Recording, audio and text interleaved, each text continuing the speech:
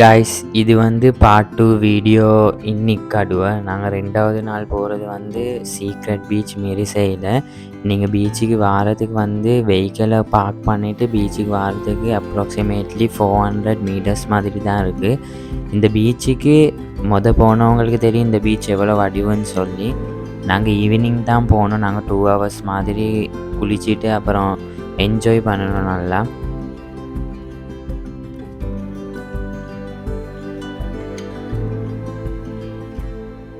நான் வந்து ரெக்கமெண்ட் பண்ணுறது, நீங்கள் இந்த பீச்சுக்கு இருக்கிறீங்களா இருந்தால் ஈவினிங் போங்க. அப்போ தான் அந்த சன்செட் ஆகிற டைமுக்கு நல்ல வடிவான வியூ எல்லாம் கிடைக்கும். இந்த வியூவை ஒரு ஃபாரின் ஒருத்தவங்க வரைஞ்சிருந்தாரு. நான் உங்களுக்கு வீடியோ எண்டில் காட்டுறேன்.